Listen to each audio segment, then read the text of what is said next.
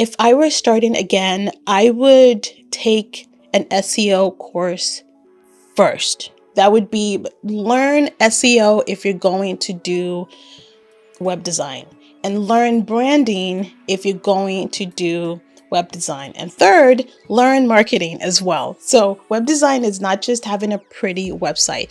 It's about marketing what's on that website to your ideal clients or your ideal clients' clients, okay? Because you can have a stunning website, but if no one's finding you, if no one's finding the pieces of content that you have on the beautiful website, then what's the point of having a beautiful website, right? So you want to have a website that not only looks good, but you want to have one that is strategic in finding the kinds of clients that you want. If I were starting all over again, I would learn the base. I would probably take a sales course actually, but I would learn the basics of pricing, strategy, contracts, taxes.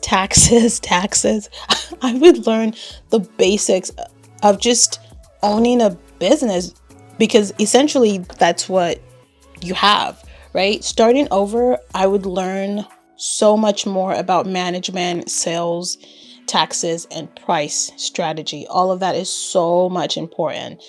Yeah.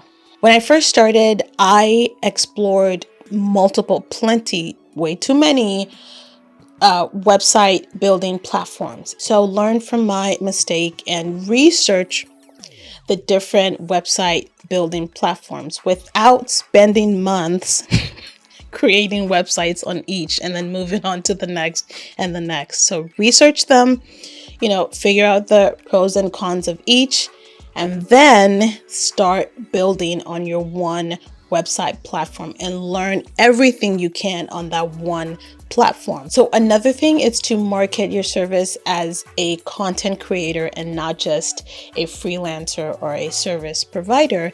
And this is something that came naturally for me as well, because I started out as a content creator, right? I started out food blogging and creating YouTube content, and then eventually I became a service provider, a web designer. So I know sort of how to infuse my service naturally in my content because I started out with content. So if I were starting over again, I would still use the same strategy. I would still sort of market my services through my content as a content creator and not just as a freelancer or a service provider.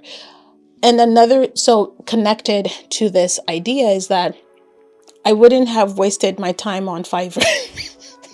I can't even say. I wouldn't have wasted my time on Fiverr.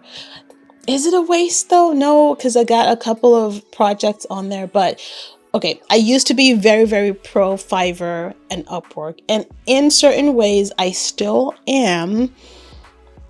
But very similar to cold calling and cold emails, they were very... I had to do so much for very little. I think the strategies that were more effective for me were SEO / blogging and content marketing and social media marketing. Those three things were far more effective than posting listings on Fiverr and Upwork, and very, very much more effective than cold emails and cold calling. I would say another strategy would be networking. Networking works. Networking both online and in person. And the point about sort of marketing as a content creator and not just a freelancer or a service provider is the fact that your clients, your potential clients, are interested in your story. They're interested in you as a person, right? They want to know why you stand out, what's interesting about you. So you want to share that with them, whether that's on your own website, through social media, here on YouTube. You want to share sort of that personal connection with your potential clients. So I think storytelling through content is absolutely important.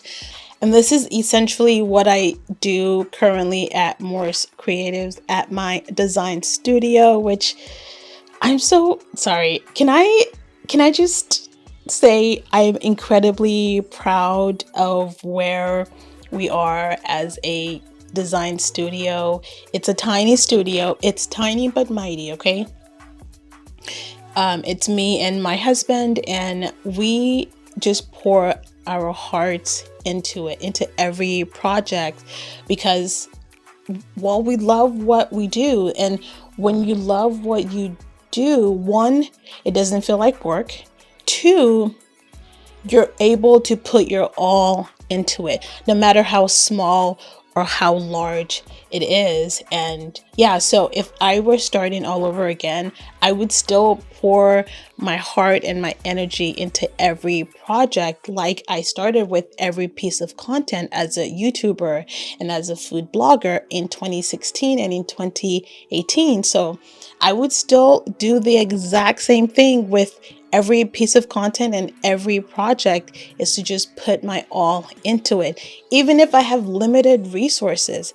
The point is, you want to create something because you have a deep meaning behind it, a really, really good sort of reason and story behind why you're creating and behind the kinds of content you're creating. If you're interested in any of that, make sure you check us out at morsecreatives.com. Make sure you check the link below. I will leave a ton of resources there for you. And don't forget to like, comment, subscribe, and share this video with someone who will find it valuable.